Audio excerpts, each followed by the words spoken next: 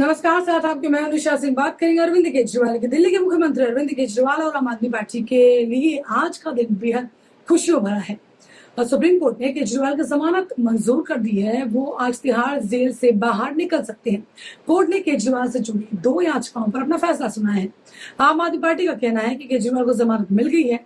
अब वो हरियाणा विधानसभा चुनावों में पार्टी के प्रचार अभियान की कमान संभालेंगे और पार्टी की रणनीति को जमीन पर उतारेंगे। केजरीवाल की रिहाई से बीजेपी और कांग्रेस की टेंशन जो है वो बढ़ती हुई दिखाई दे रही है। दरअसल हरियाणा में बीजेपी की 10 साल से सरकार है, कांग्रेस मुख्य विपक्षी दल है।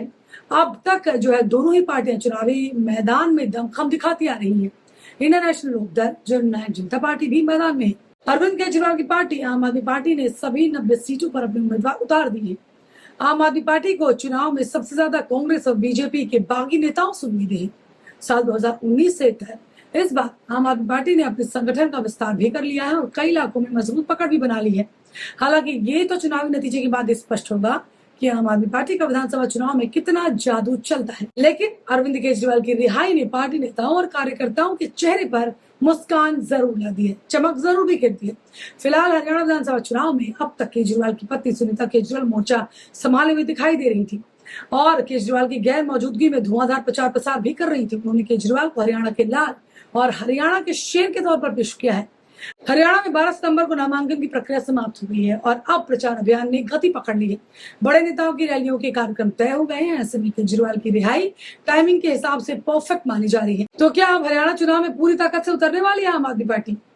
चूंकि हरियाणा चुनाव में आम आदमी पार्टी ने अकेले दम पर लड़ने का फैसला किया है, हरियाणा में आम आदमी पार्टी का संगठन दिल्ली और पंजाब की तुलना में काफी कमजोर है और ऐसे में केजरीवाल की कैंपिंग से ही उम्मीदवारों को सबसे ज्यादा उम्मीद है।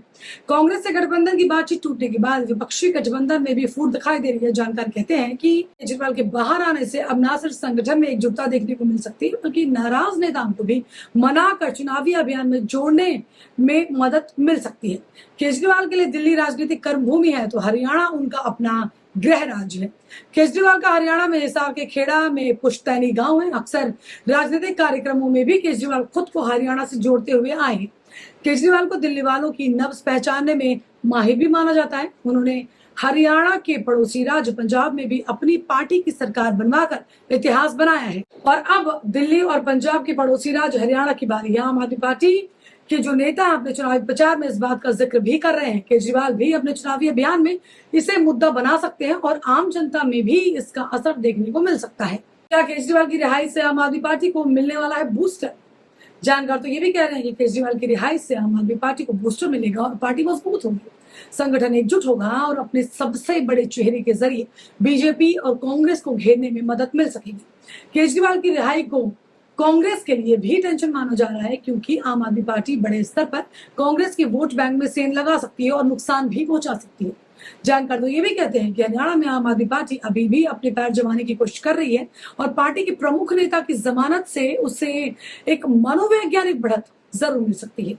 यह रिहाई पार्टी के समर्थकों के मनोबल को बढ़ा सकती है। इससे आम आदमी पार्टी की चुनावी रणनीति को और ज्यादा मजबूती मिल सकती है, खासकर उन क्षेत्रों में जहां पार्टी का जनाधार कमजोर है।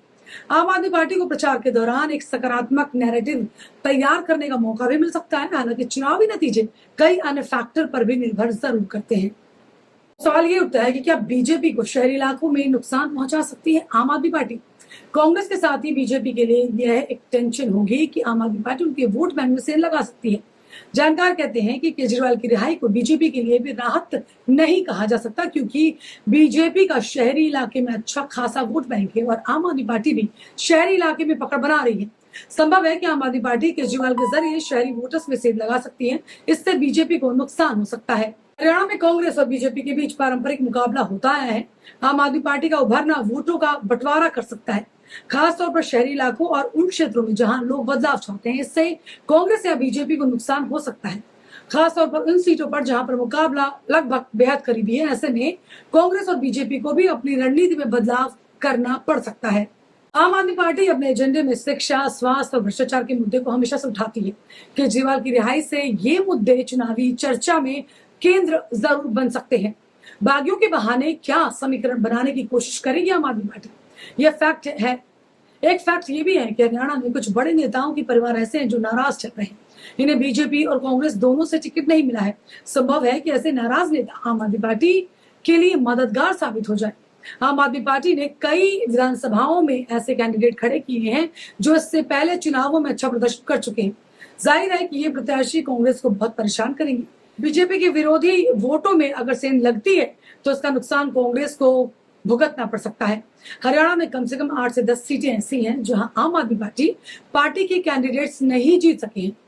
हरियाणा में आम आदमी पार्टी का फोकस खास तौर पर शहरी और कस्बा इलाकों में ज्यादातर है। दिल्ली से सटे गुरुग्राम, फरीदाबाद जिले के राष्ट्रीय राजधानी क्षेत्र एनसीआर में आते हैं।